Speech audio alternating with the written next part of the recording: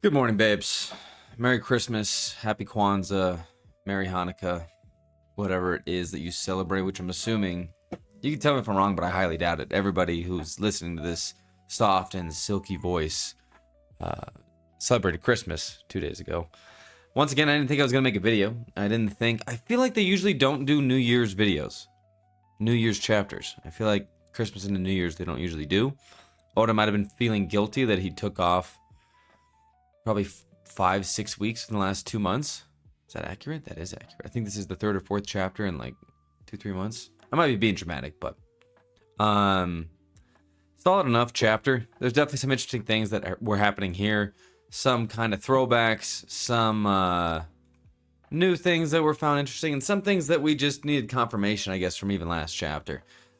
We started in the library, and we had to know. I mean, when I saw that owl, I almost thought about commenting on him last year. Jeez, almost correct about that. About last chapter, but I didn't because I was assuming that we were gonna hear more about him. I was pretty sure he was the reason that these books are gigantic. Kind of easy to say that now after it's already been confirmed, but hey, he makes these things gigantic. It seems like Elbaf does not have as much intelligence from the world as they would like, saying that they don't get the news because those birds don't come their way. We get introduction of some characters. I don't give a crap about these soft kids. What I do give a crap about is Colin, who seems to be a little bit about it. A little bit of the old ways of Elbaf. The classic Momonosuke when he hugs Nami or Robin happened with one of these, but in a gigantic way.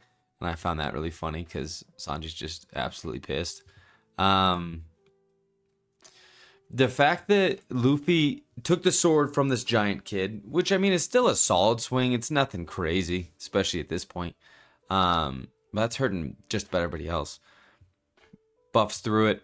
And then he unloads an elephant gun. I thought it was rude. I thought it was insane. I was like, there's no way he's got it like that. There's no way he's doing that to the kid. Because if that hit that kid, I don't know, man. It would not have been pretty. That kid's knocked out. He's probably dead. I mean, Elephant Gun and Luffy's like, yeah, you guys are durable, right? And they're like, not like fucking that. Are you kidding? Elephant Gun?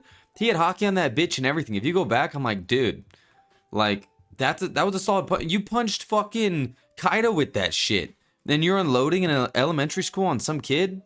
Kind of wild. Kind of fucking nuts. We're getting a relationship built up here.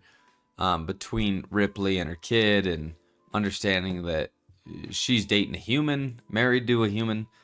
Is that human going to be important later? I think so. I don't think they would introduce these characters if that human wasn't important.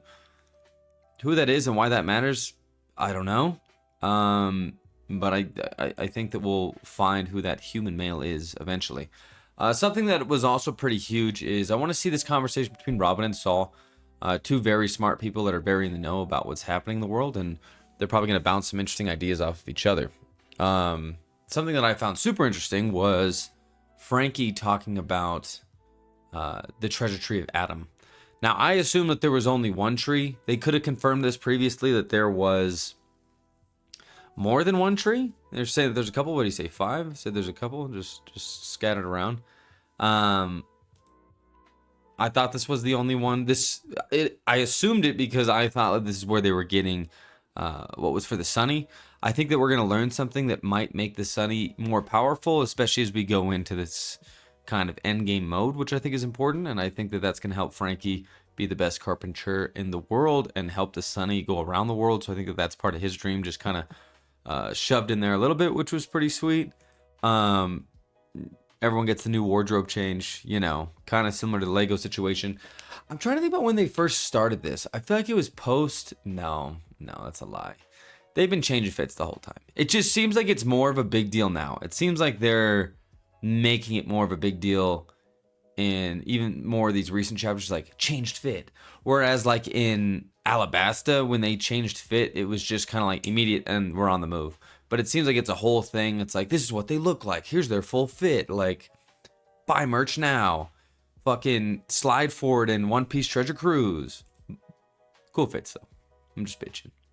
But they go to go party with all the other giants, including the pirates, both the ones with allegiance to them and the allegiance to Shanks, which we get into. We only get a page, of course, but they're still in that same castle. It's going to take them a while to get out of there. They're small dudes.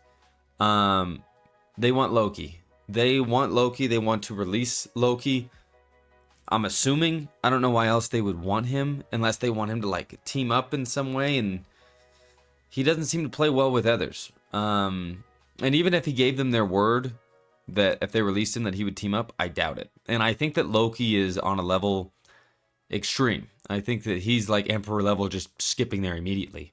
So I don't know. I don't think they can just attempt to tame this guy, because I don't think he's tameable. We see a little bit of the power from the girl. I'm assuming it's a girl. It's a girl, right? These two giants look pretty buff. Do-do-do. I don't know if these are really quick hits. I don't think so, because whatever seems to be happening internally, mainly in the brain. I feel like she's like got the migraine know me. I don't know what's happening. He gets hurt. It looks like it's an internal injury. He seems like he's unable to continue.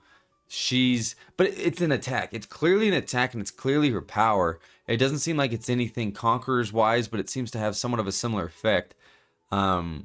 Even that Luffy's had on multiple animals, but this is on a human, and I don't think it's hockey. I think it's an attack. It seems like it's like a fast attack, but it also seems like I said it's like an internal thing. So who's to say? Maybe some type of like quick teleport, punch in his brain. I doubt it. I don't know. I'm just spitballing ideas here. But it seems something internal. His whole face goes black, and he looks to not be having a good time. Not having a good time at all. She's doing blood bending. I don't know.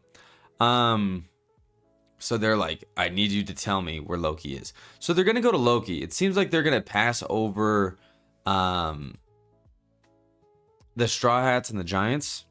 And obviously the Giants didn't invite them here. I don't think the Giants know that they're here. I think that was pretty obvious, but it's good to know for sure. They're going to go get Loki. What they want to do, I don't know. Do they just want to release Loki and leave? To leave this mystery even further? Probably. But it's anybody's guess. We do see Shanks' sword at his side, so further confirmation that evil twin Shanks has the same weapon, or it's the other Shanks. I don't know. That's almost a point for it being only one Shanks, but who knows? Who knows, and why do... Anyway. The Giants are all celebrating. We get a nice little callback to the giant that was being sold, who looks like he's in phenomenal shape. It's crazy what not being sold on the black market will have your skin and face looking like. So that's good for him. He looks like he's a part of the new giant pirates. So he is sworn under Luffy. He looks way different. I think they even showed him earlier, and I didn't even see that was him. I'm assuming somebody else did, but I didn't for Stanson. And then we get a cool little callback to Mountain Beard Jarul. Now, Mountain Beard is somebody that we've seen before. As soon as I saw him, I'm like, I know this fucking guy. Didn't Big Mom beat up or kill your best friend or your brother, whatever it was? The answer is yes. The answer is absolutely. What is, I guess, somewhat interesting is in the last like 40 years, that sword that went through his head happened, because it wasn't there when Big Mom was eating her friends and killing his friend. Yeah, I don't necessarily know the importance of him, but him being old is clearly important.